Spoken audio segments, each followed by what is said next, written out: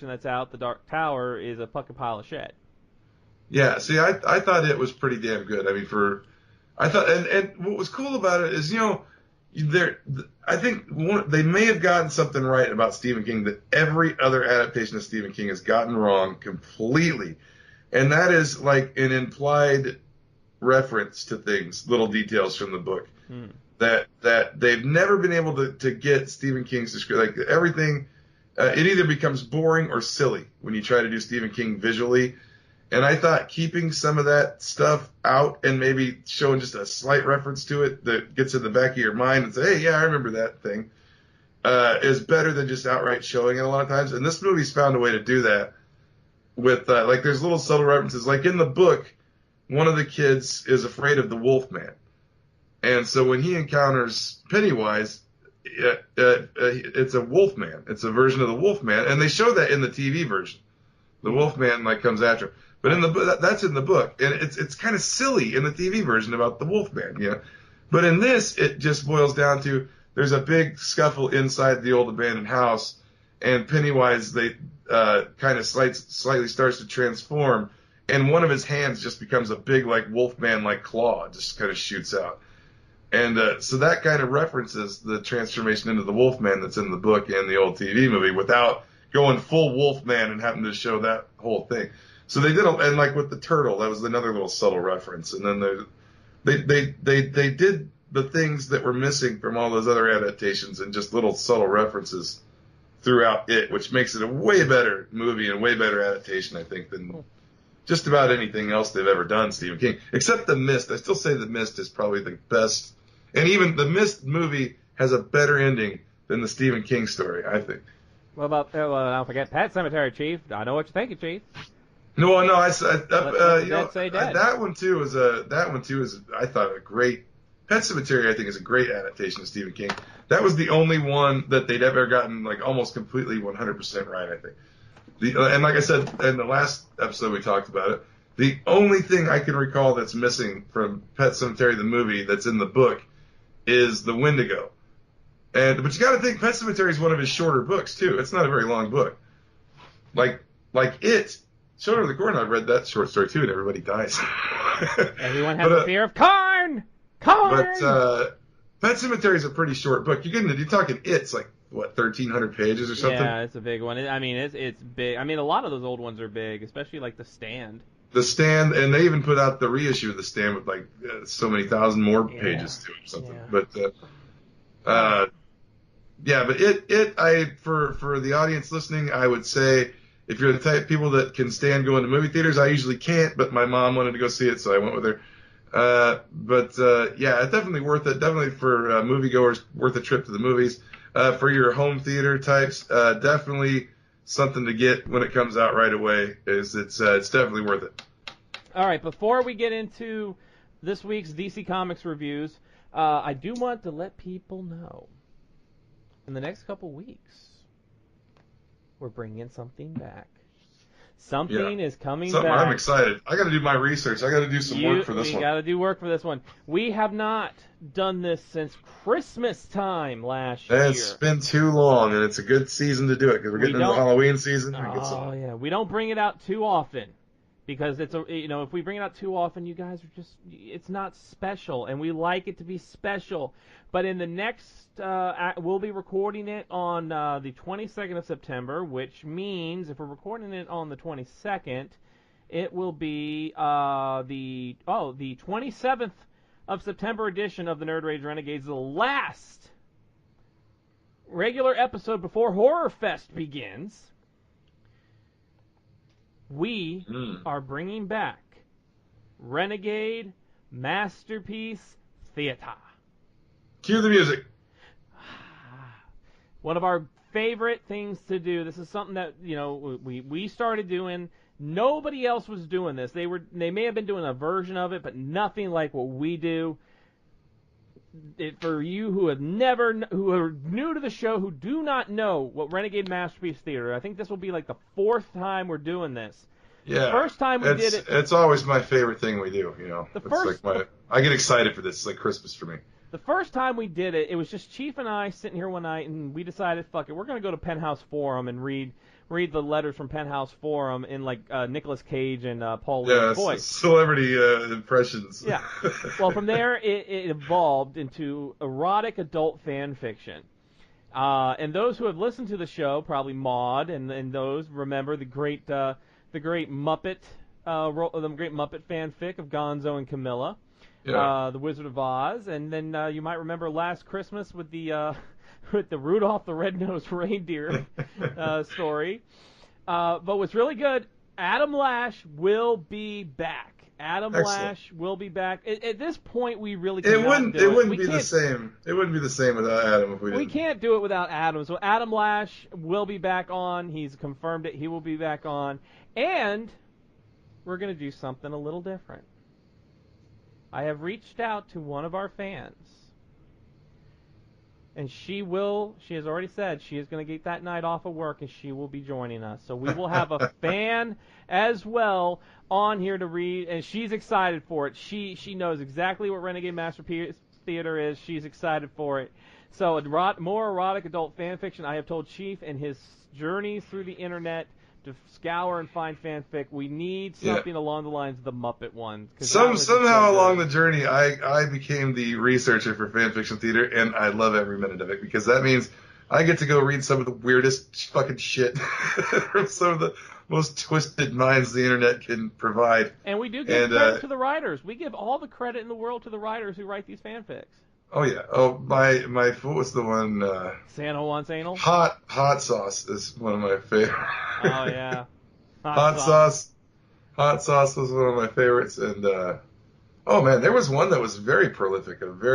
We did like 2 of their stories in one night. That was the Muppet one, and then we did the Was that Hot Sauce? No, that was somebody else. I forget her name, but she did the Muppets, and then the Fraggle one we did. We did the Fraggle one. You know, and then but we have to proofread these because last time we didn't proofread ones. Sam from Cheers killed Diane and then got a blowjob from bare hands. Chief. Not from me. Well, no. Technically it was from you because you were playing Coach. Yeah, I was Coach in that. Yeah, Coach. I see. You can get it mixed up. I get. You and Coach. You were both there for me after my. Everybody's got the image of me just blowing Ted Danson behind Cheers. Hey, Chief, you were there for me when my baseball career ended, and we opened a bar together. You were there for me. Yeah, I was. And then I died and then your sister Sweet D came in, and then we got your stepfather Frank, and it was great. So we'll be bringing that back, but now. Crystal, spoiler alert! Spoiler alert! Spoiler alert! The Renegades are about to spoil this week's DC Comics. Alright, so we're going to be talking some DC Comics. Let's go ahead and start off, Chief, with the big one. The one that not only did we get from DC itself, but that Scott actually emailed it to me again today. Oh, really? Yeah, he did. That's how great it is. We got Dark Knight's Metal #2. Yeah. Oh, my God, if you're not reading Metal, you go now to your comic book store and get Metal. Literally referencing the very beginnings of the DC universe and things that go way back. I mean, this one. There's mentions of Plastic Man in this. There's mentions of every fucking thing. The creation of the universe. The creation of the universe. Yeah, Kronos and the old. Yeah, man, it goes deep. Abin Sur. I mean, they reference Abin Sur. The lantern that Hal Jordan took over for. So much stuff in this, man. And what's so great. So, Batman is on the. He stole an item last issue in issue #1, and he's trying to stop this entity from coming into the world. Yeah, it's the last pure piece of nth metal in the world or something that he took. And the whole Justice League is after him. The entire Justice League, but he has called in the entire Bat family. Yeah, I was going to say, that's my favorite part of the book, is they all, and the fact that Damian says family, like he calls them all family, it's like the Batman's family is tight, man. They will go to bat for Bruce no matter what crazy ass shit he's got going down, and they're all dressed as Batman on motorcycles, and it's crazy. And even Clayface is in on it. Yeah.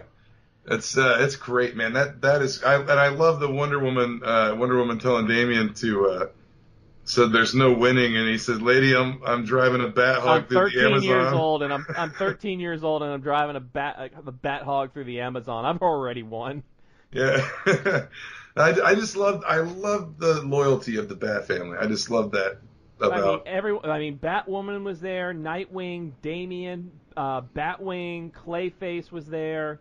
Just that loyalty, and then they're trying to get. They're all dressed as Batman. They all have a backpack that they think one of them contains this object that Bruce had taken, and they get Nightwing, and he pulls out of his backpack just this withered frickin' pile of branches and leaves, and they realize he tells them about what happens when something like this when I forget how they worded it, but the Justice League finds out they're in deep shit because they're in the sacred lands of Swamp Thing, and he shows they're in up. the green. He drove them right into the green, and it's like the elemental like angry Swamp Thing too, and shit like that. And Swamp Thing shows up, and it actually turns out what Bruce had was baby Darkseid. Oh, is that? I thought he had I thought he grabbed the last piece of the Nth metal too. He had baby Darkseid. He basically said that the Omega beams. Yeah, he needs. I know. He needs. Yeah. I mean, this issue. Well, it starts out. It's weird because all those bat symbols appear. Superman's out in orbit when the first page is Superman is in Earth's orbit, looking down at the Earth, and all these giant gold bat symbols are appearing all over the planet. What's so good about it that I really enjoyed was the dialogue. What they that Clark Superman is like, Bruce, we're best friends. You're my brother, and Bruce is like, I don't give a shit. I gotta stop this.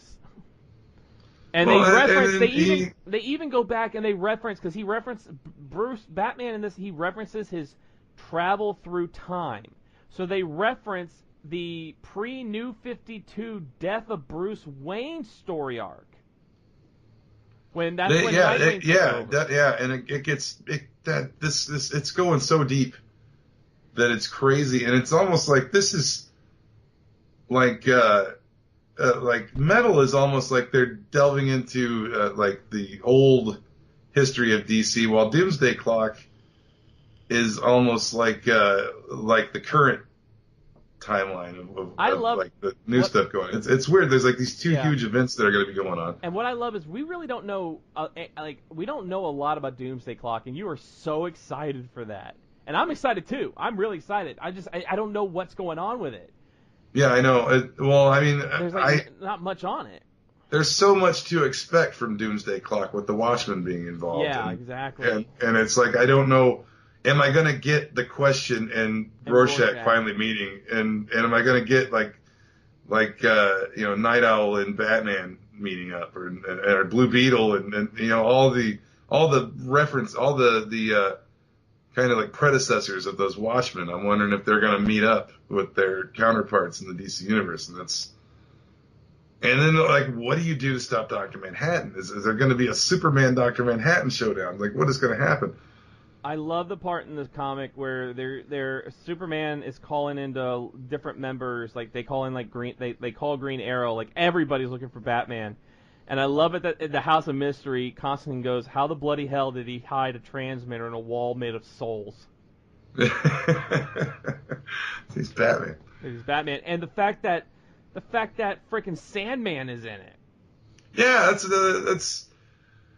it's like DC's pulling out all the stops and hitting their audience right where they live in this DC historical references and I don't know, it's going back through it's connecting. What it's really doing, Rebirth is kind of connecting all DC events throughout all time, which is crazy. They even have in here, you know what they had in here, Chief?